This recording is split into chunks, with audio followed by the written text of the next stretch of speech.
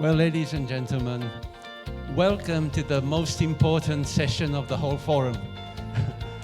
Please allow this self-assessment, because our topic is a crucially important one, a pressing one, that is fractures in the principled world order.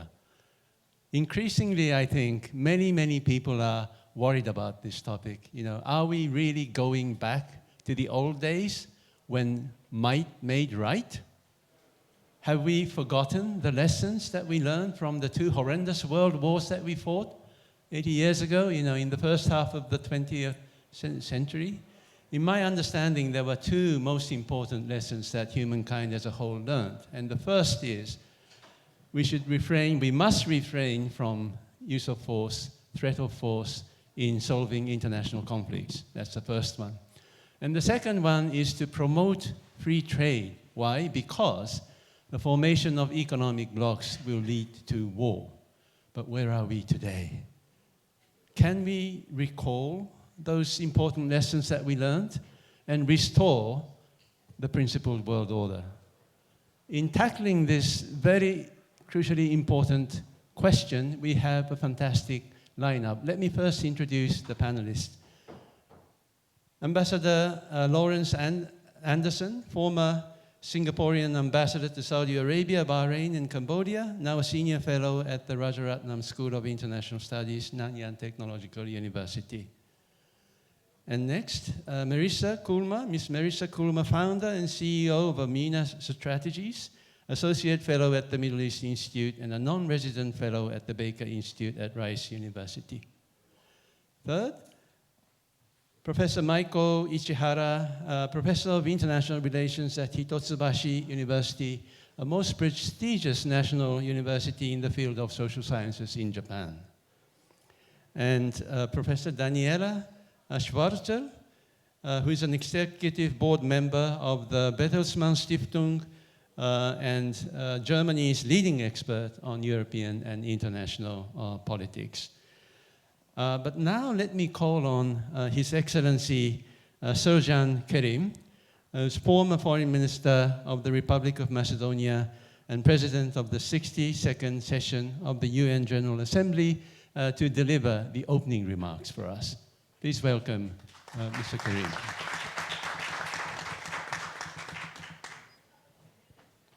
Thank you very much, Dr. Takahara. Your Excellencies, ladies and gentlemen, it's a great honor indeed to make introductory remarks to, as Dr. Takahara already mentioned, the most important topic in this panel. But at the same time, my gratitude goes to our hosts for organizing this excellent forum. As we are here gathered to discuss this issue, we have to be aware that no longer are we simply debating the ways in which to improve global governance.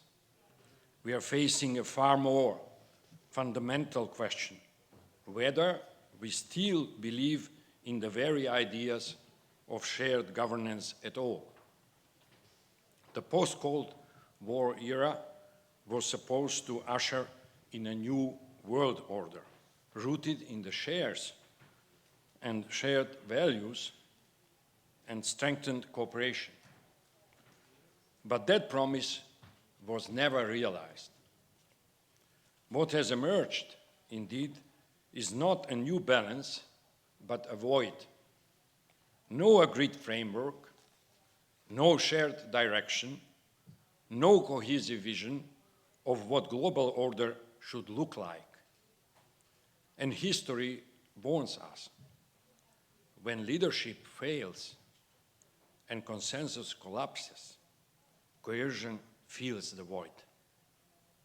The return of spheres of influence does not only undermine multilateralism in theory, it dismantles its very essence in practice.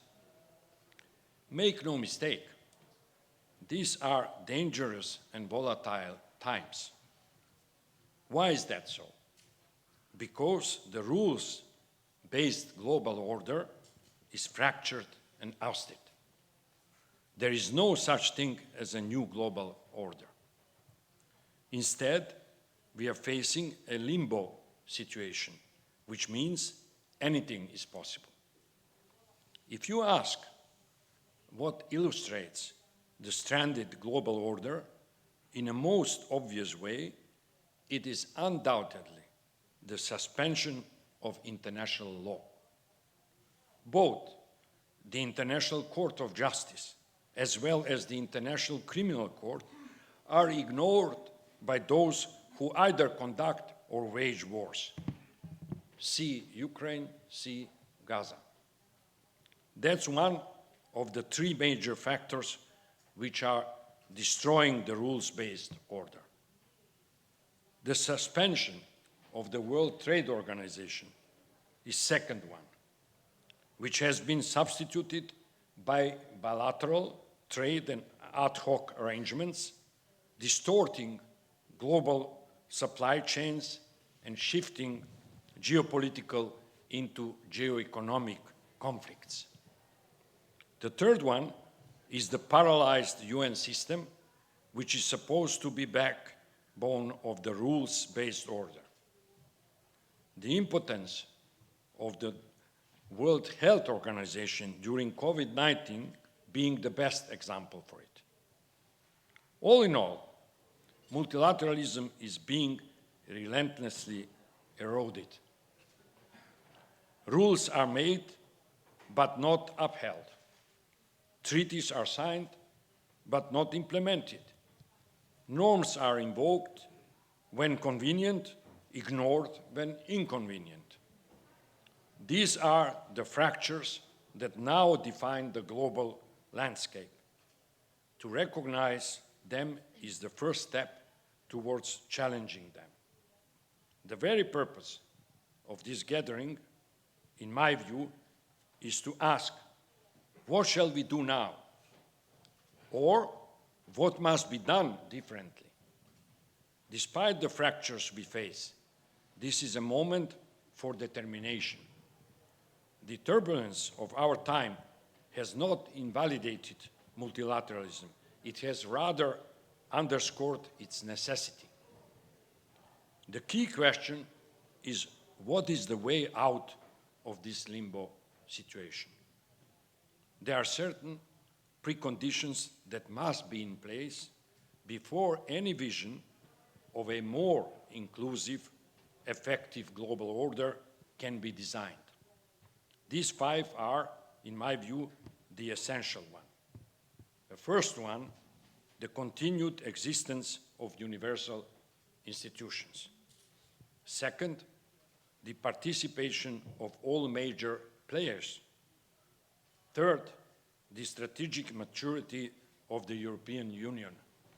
Madame Schwarzer will tell you a little bit more about that, I guess. Fourth, the empowerment of the global South. And fifth, comprehensive reform of the UN system. In summing up, allow me to underline, our task is not to abandon the global system, but to reimagine it so that it becomes more inclusive, more responsive, and more fit for purpose in the 21st century. For multilateralism is not a luxury or an option for times in peace. It is a necessity in times of uncertainty. Thank you very much for your attention. Thank you very much, Dr. Kerim. On the basis of all the issues that he has laid out, because of shortage of time, let me dive into the core question that I have to each of you. That is, where do you see the largest fracture in principled global governance? In your opinion, how did it happen? And how can we fix it? Let me ask the same question to each of you and begin from Lawrence. You. Well, thank you, Dr. Takahara. Well, after that excellent talk or speech by Mr. Kerim. It's going to be very difficult to follow on that, but I shall try my best. But let me first thank the organizers, and including the JIIA, for inviting me here. Well, as Dr. Kerim has said, currently UN platforms, especially those based in New York, function as they were intended. That is, to ensure that the major powers, particularly the P5 in the UN Security Council, secure their core interests. But herein lies the problem. The United Nations can be successful only to the extent that primary stakeholders agree on its direction and allow the various departments to do their work with minimal interference. And this requires the collective will of the global community, led by the major powers. And clearly, the rules-based multilateral system, anchored by the UN, the WTO, and other global institutions, is under what I would call severe strain. One reason is that the system was optimized for efficiency in a different era, and they have not caught up with the realities of today's world. Realities like digital trade, the fact that interdependencies are increasingly being seen as vulnerabilities and are open to being weaponized or used as leverage in moments of dispute. While countries are understandably taking actions to protect themselves and prioritizing resilience and security, the global system will unravel even more quickly if every nation goes its own way. And when that happens, everyone will be worse off, and the heaviest burden will fall on developing nations and small states. So we do need to reform and update the rules-based multilateral institutions to address the strategic realities of our time. The UN, the WTO, and G20 need to deal more effectively with their systemic challenges so that they can fulfill their goals of world peace, economic growth, and protecting the weak and the oppressed. Now, building a new global architecture will require significant effort and considerable political will. As a first step, world leaders need to recommit to the core foundations which remain relevant today. And this means upholding international law and the norms and practices that guide state behavior. That is critical to continued peace and stability in the world. Moving forward, new partnerships need to be built around the world to meet today's realities. Minilaterals and plurilaterals can serve as important pathfinders towards updating global rules. The UN, G20, WTO can and should play a key leadership role in coordinating these efforts. These, in turn, can form the foundations of a more resilient and secure rules-based multilateral system. Thank you. Thank you, Lawrence. You mentioned minilaterals and plurilateral organizations, the role of, I agree with that. For example, ASEAN. What is the role, do you think, that ASEAN can play in moving the world towards restoring the global order as a whole, you know? Well, ASEAN is an organization that's coming to 60 years old. Considering what we were when we first started, you know, disparate countries, many of us quarreling and at war with one another, it serves as a foundation in which where we cooperated, we set aside the differences and the conflicts and focus more on cooperation, because that is key. And then over time, as you get comfortable with one another and you build trust, then you can find that it makes it easier to resolve difficult problems such as overlapping claims, boundary issues, and such things. So I think that is something I think that most countries in the world need to relearn, to go back and build strategic trust, to go back and explore ways that they can cooperate together for mutual benefit, as opposed of trying to impose their wills on others. And the guiding principle must always be the UN Charter, because that lays the principles and the guidelines for all states to behave properly towards one another and will benefit all countries, not just small states, but medium-sized states and the big powers. Thank you. Let me move to Merissa. The same question. Where do you see the largest fracture in principled global governments? How did it happen? What can we do?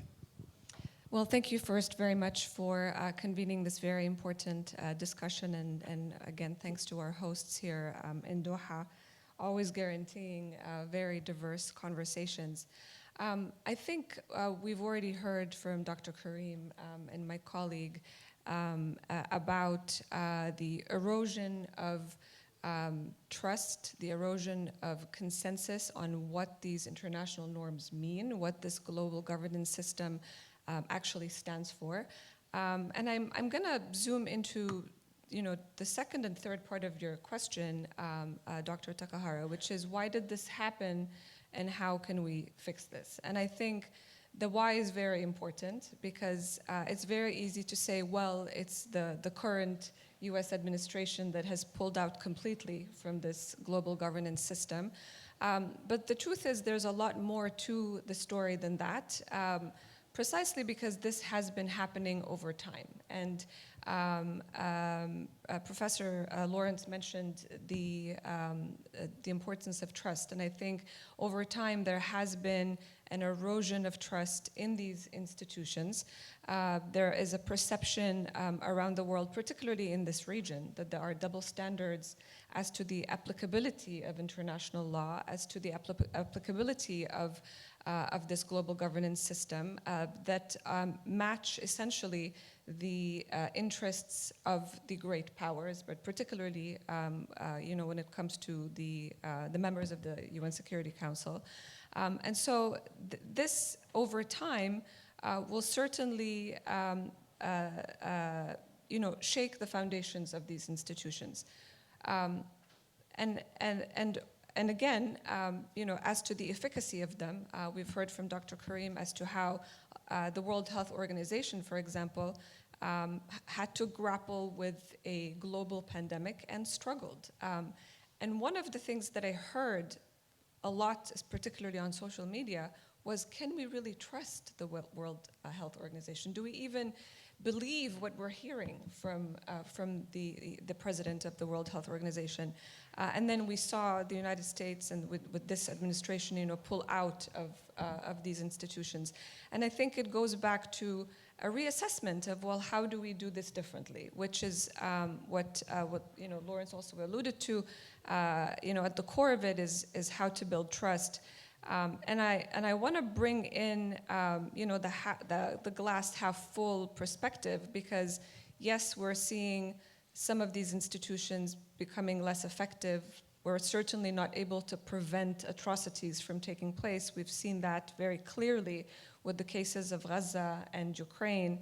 However, I think that over the last few decades in particular, there has been a whole new generation of people who have grown up with these values, with the values that this global governance system has upheld, at least as they are enshrined in the UN Charter, when it comes to justice and accountability and transparency. And I think the younger generation, the reason why you see them at the helm of so many protests is because they are calling for the return of these principles. They want to see these principles upheld. And you have a global community of civil society organizations and leaders that still believe in human rights, that are committed to climate justice and addressing some of these global challenges. And I think that's where the hope lies. So we've already heard from Dr. Kerim about reforming the United Nations, starting with the Security Council to reflect, the multipolar world that we're living in today. But beyond that, I think, and engaging, of course, voices from the Global South, but I think more and more we're going to see trends towards, what is referred to as glocalization. So locally driven solutions to some of these global issues, but with a global component that could bring people together. And I'm happy to elaborate as we move forward. Thank you. You brought up a very important point, that is erosion of trust. So erosion of trust is happening not only between nations, but the discussions about climate change, discussions about COVID and the vaccines, all these point to what's happening, to the society at large, that there is this erosion of trust. Now, how do you see that phenomenon? Why is it happening in this way? There are certainly different narratives about how we diagnose a certain problem or challenge out there. But I think it's a reflection of the misalignment that this global governance system is currently experiencing. The great powers, after World War II, built all these institutions, built this global governance system in order to, start afresh. And they lent this system credibility, legitimacy, and most importantly, power. And when there is mistrust amongst them, which is what we're seeing today with great power competition, then you see that also being reflected. And so it becomes very difficult to uphold it. And of course, today in the world of social media consumption, where most people are consuming the news through social media, there's a lot of disinformation and misinformation, so that all adds to it. But I think that's one of the phenomena. I agree. The mistrust amongst people gets amplified by politics, international politics. Okay, let me turn to Maiko, the same question. Where's the largest fracture in principal global governance? Okay, well, thank you very much, first of all, for inviting me to this panel. Well, thank you very much for Doha Forum and also JIIA. My name is Maiko Ichihara. Well, I look at, basically I echo what Lawrence and Merissa said, and I would also want to develop further on the trust aspect. From mainly information space point of view as a person who has been looking at it. Some of the norms, I believe, that are necessary for peace and stability for the global governance are reciprocity and cooperation. Both reciprocity and cooperation are necessary, both in terms of discourse and substance. But these norms, in my understanding, have been under a serious attack, both domestically and internationally. Domestically, we have been, focusing again on the information space. Domestically, we have been observing a lot of unscreened discourse that are attacking those reciprocity and cooperation that are attacked by accounts that with anonymity. So people do not take responsibility and advocate for unilateral benefit, observing as if international relations are zero-sum games, not positive-sum games. And they are motivated by populism, and also the basic causes for the populism is in the fact that economic gap has been widened in those countries, and people are frustrated. And that's happening on the domestic side. And on the international level as well, there has been international attempts to distort these norms that are conducted by some of the major countries in the form of influence operations. And they try to polarize other societies and destabilize it. So what we have to bring back, I believe, is communication with responsibility and trust. And for that sake, I believe there are multiple things that we have to do. One is to probably regulate discussion with anonymity online so that people can take more responsibility in what they say. And also, for example, rethinking about profit making out of political content, especially during the election time, is something that we have to think about. And regulation on coordinated inauthentic behavior, or CIB, is something that we have to do. Attribution itself is very difficult, so it's hard to tell who did what, but when we find some coordinated inauthentic behavior, we should point that out and take actions against it. And finally, public-private cooperation for research and countering this kind of information attack against society has to be conducted. Thank you for bringing in the domestic aspect of it. You know, it's not only the global order that's in trouble, but also the domestic orders in many countries are facing these challenges. Human beings are neither angels nor devils, but it gives us the impression that the bad side of humanity is sort of amplified by all these new technologies and so on. But why isn't the good side of us being proliferated when compared to the bad side of us?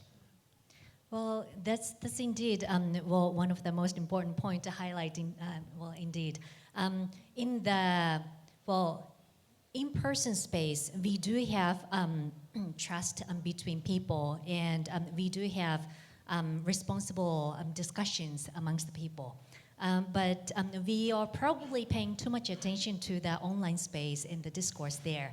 And that's where irresponsible discussions or manipulations are taking place. So in that sense, both academics, media, and the government, the entire society would probably bring the discourse back to the in-person sphere, and also pay more attention to what we are doing separately from the online space.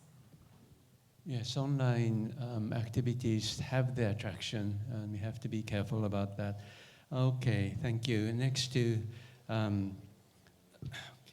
Daniela, the same question to you. Where is the largest fracture in principal global order that you see? First of all, thank you very much for having me on this panel. Thank you to Jiao for the invitation and to the Doha Forum.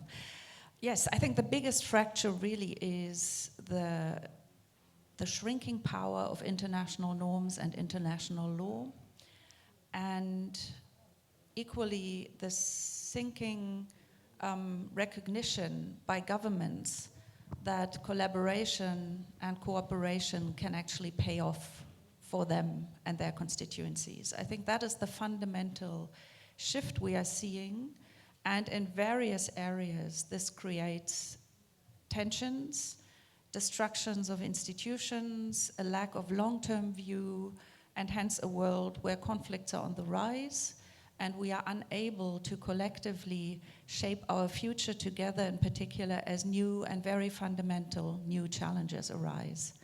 Now, when did this all start? I would probably pinpoint to developments of about 30 years ago, when we in international relations discussed global power shifts.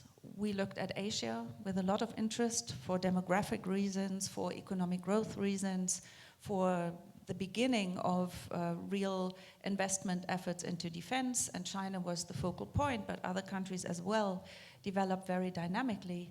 And equally, Africa and other world regions which were underrepresented in the institutions that dominated the global order of that time.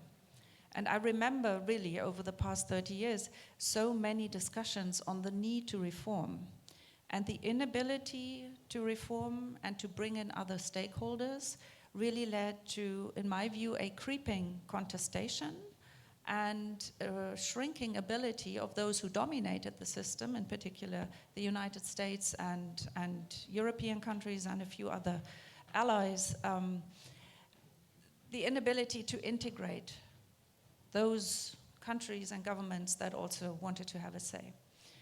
And now we are in a phase where power politics are on the rise, and hence the question that countries ask themselves, how can I create orders that I can control? And China is one of the most interesting cases here of having created regional institutions, having networked with countries, which is also a form of control, but actually creating entities that are today competitors with the former institutions that were so relevant over decades, such as the Bretton Woods institutions. So we are seeing, in my view, still a pretty creeping development of constant change in the way we need to think about order. And as I'm sitting here as not only a citizen of Germany, but also of the European Union, I have for long looked at regional structures and potentially the power they can develop in integrating.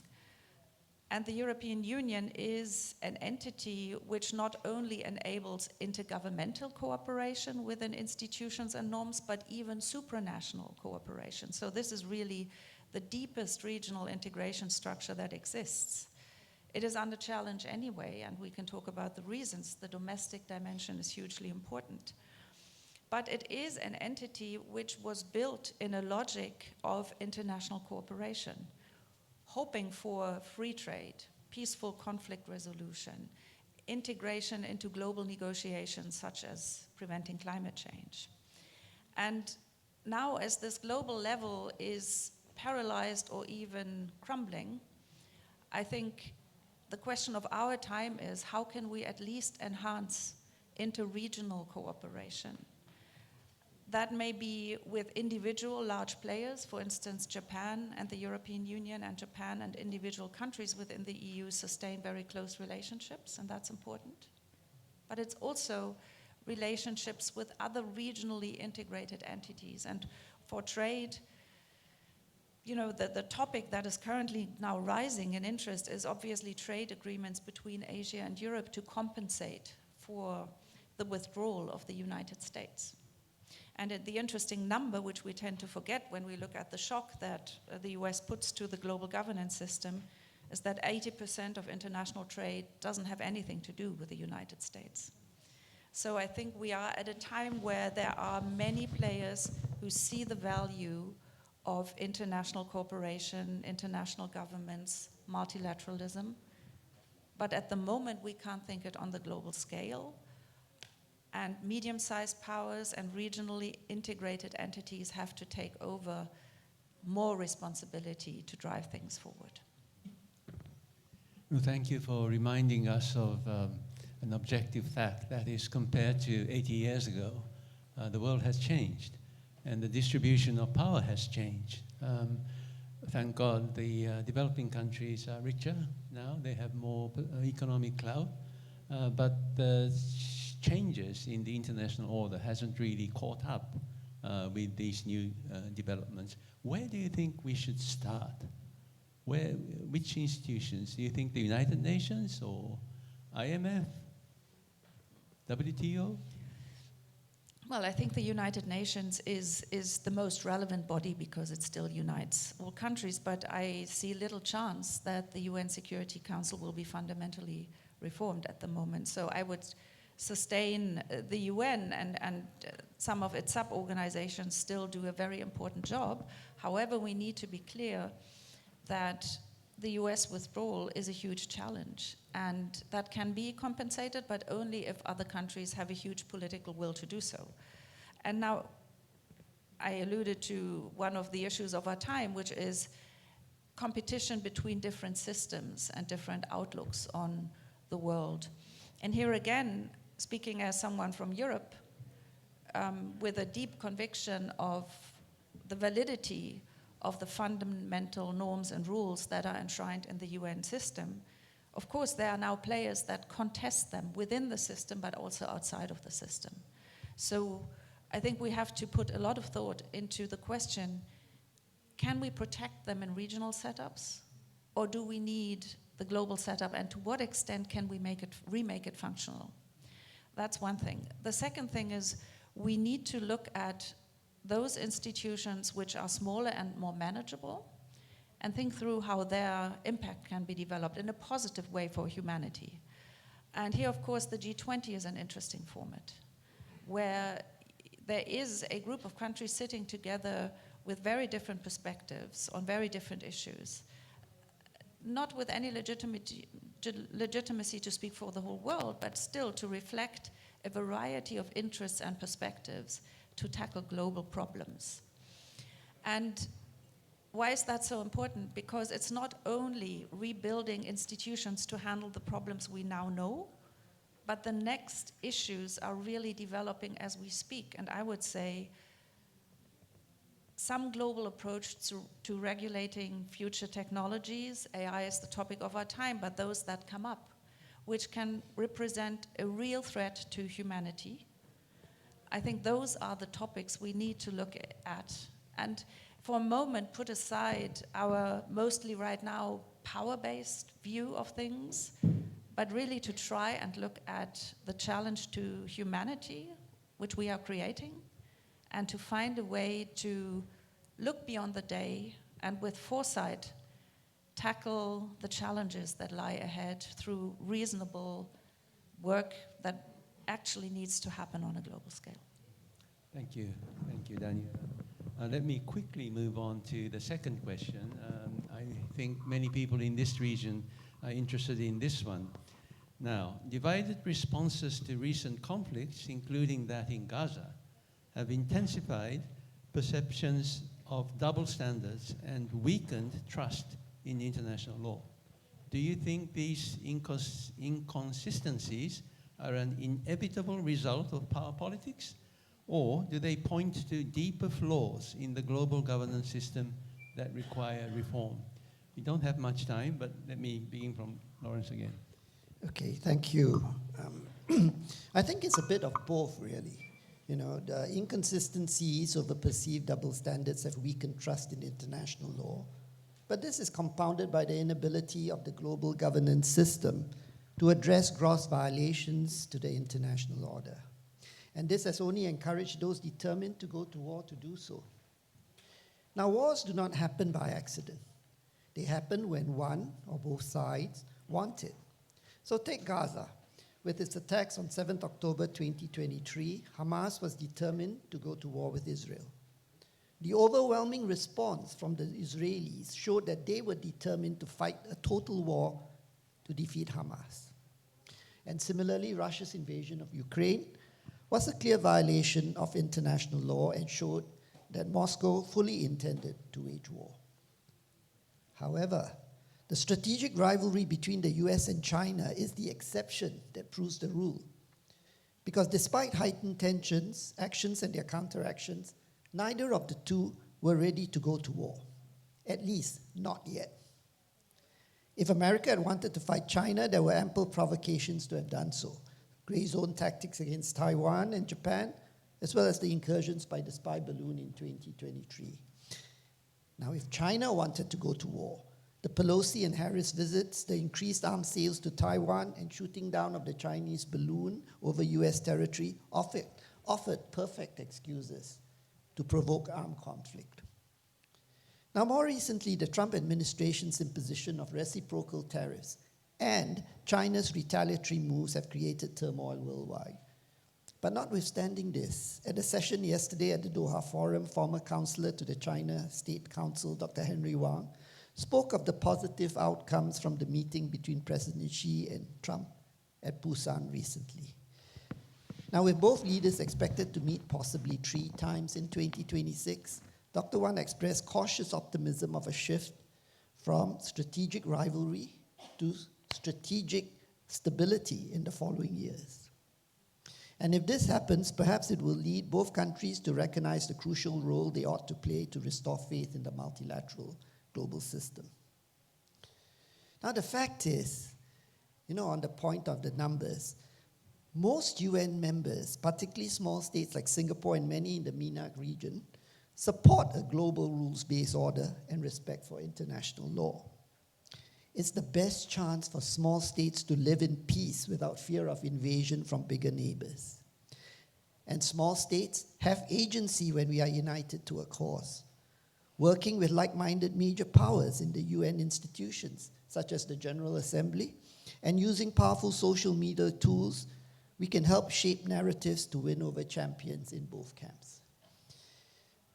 Now, the major powers need to bear in mind that small states have interests that should not be swept aside in the expediency of securing an agreement. My country, Singapore, is a staunch advocate of a rules-based multilateral system. If we are not at the negotiating table to participate in shaping these rules, we will end up being at the mercy of the rules set by others. Now let me touch a little bit on what you had asked me earlier about. So far, most ASEAN states have managed to deal with China and the US simultaneously. And this is a necessary condition to deal successfully with both. And for now, the trajectory is to rely on both the global multilateral system and greater interaction with like-minded countries in minilaterals and plurilaterals in a bid to secure access to reliable supply chains and global trade. Now, done wisely, we believe that this can constitute building blocks towards a reformed multilateral rules-based system. And this would be a better fit for purpose to deal with the challenges today. I think I better stop now. I've exceeded my time. Thank you, Lawrence. Thank you. Yes, we are gradually running out of time. So, Merissa, the same question. Inconsistencies, double standards, where do they come from? I do agree with Lawrence. I think it is a combination of both power politics, which is very much driven by less the legality and more the alignment and national interests or special interests. That certainly is the case when it comes to Gaza, and that is certainly overwhelmingly the perception in the MENA region about how the world essentially failed the Palestinian people in this regard. But it also has a feature, again, which we've all discussed here at length, that is a reflection of these fractures within the system itself, thus the need for reform that we've talked about as well, and the inclusion of different voices. And I want to just zoom into that, and I'll be very brief, because it's not just about ticking the boxes. We need representatives from a certain region, but it's ensuring that members of the Global South in particular are part of the solutions to the challenges that they're facing or the conflict that they are in. I think one of the major criticisms here in the region about the approach to essentially ending the war in Gaza and the ceasefire and the path forward towards resolution and peace is that there were absolutely no Palestinian voices that were part of that process, and that we still don't know the composition of the board of peace. But it certainly is missing one major factor, one major player. And so I think moving forward, and as Daniela mentioned, the need, for example, to having conversations and cooperation on AI, for example. There are new players across the world. It's not just the United States. There are players from our region here, from the MENA region, including the United Arab Emirates that's leading in this regard. So they all want a seat at the table as well. So I think this is what we need to be mindful of. It's the inclusion of those who have a stake so that we have a more inclusive process moving forward. Great, thank you. Next, Maiko. Sure. Well, I would like to point out the aspect of democracy and sovereignty discourse. As a person who has been studying democracy on the domestic level, in institutions and values, I actually once wrote a paper saying that don't utilize democracy as an ideological conception. And what I meant was that democracy actually tends to be utilized for the purpose of rally around the flag effect. So for the sake of wars, it tends to appear often. For example, at the World War II, it was democracy versus fascism. Cold War was democracy versus communism. The 21st century became democracy versus authoritarianism. But actually, democracy is about domestic institutions and values. So we have to be very careful in the use of the conception. The reason why those democratic countries felt the necessity of using the term democracy was because they were witnessing a major change in the international order, and so they needed and they felt the necessity of mobilizing really strongly. And the change has been very serious on the sovereign state system as the basis of the stability of the international sphere, not only by physical force, but also by discourse. And sovereignty has been under challenge by physical invasion and also, for example, lawfare, which tries to regulate the discussions of the people, even outside of their own countries, and there's surveillance over data and so forth.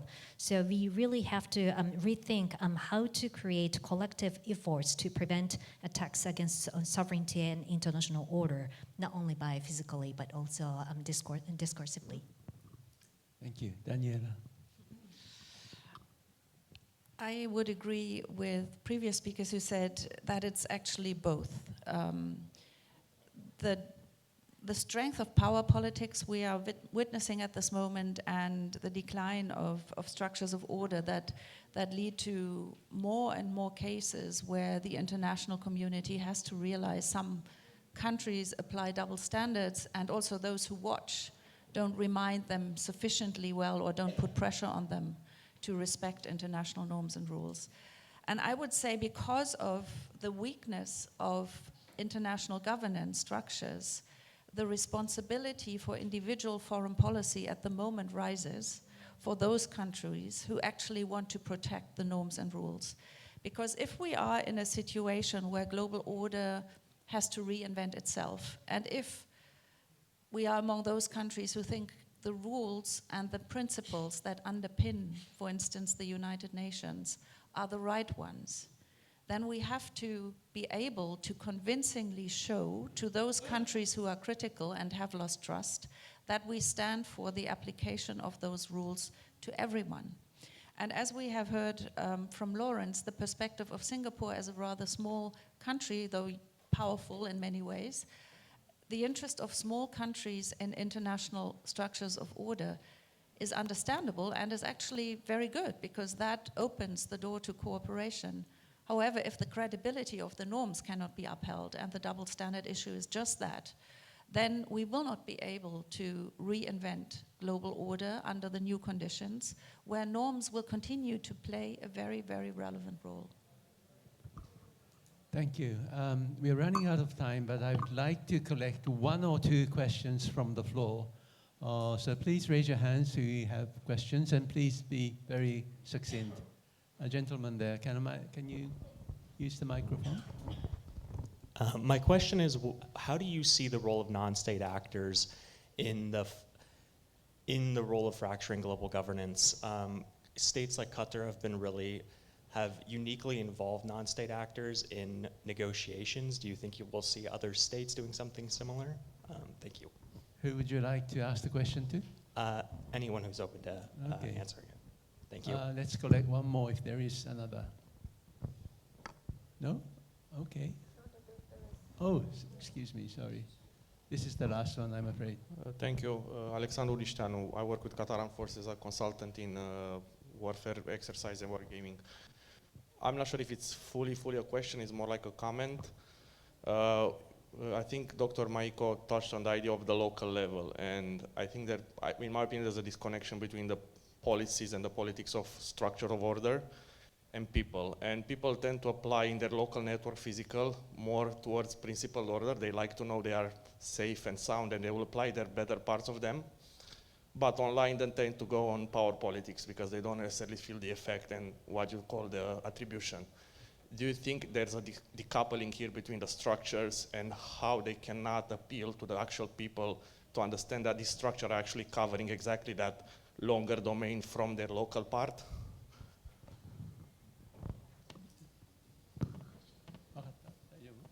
Could you say the question? So do you think that this disconnection between the understanding what the structures of order do international and actual people in online is where we should work, and how we can better explain to the people that exactly what they cannot touch directly through their social networks, physical networks that in neighbors and so on, is where the institutional structure of order actually making sure they can actually be protected and so on and so forth.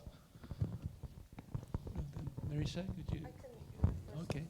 question. Yeah, to your question about non-state actors, I mean, we have to first understand why non-state actors emerge in the first place.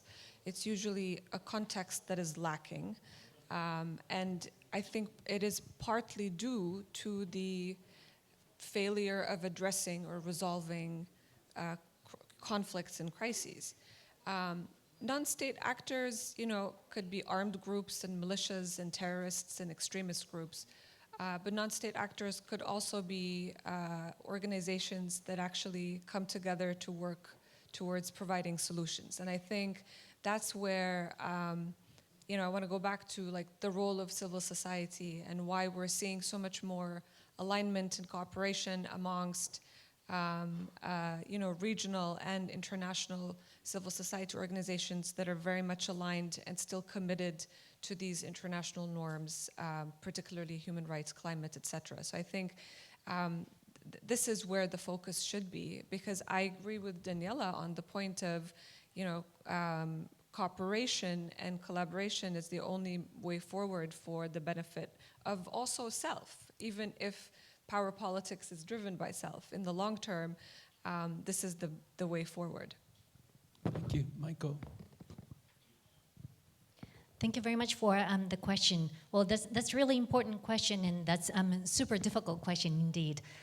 Well, we have to, while we have to do some, you know, we have to try to bring some regulations or regularities to the online discussions, but on the other hand, we also have to try to preserve the freedom of speech, both online and offline.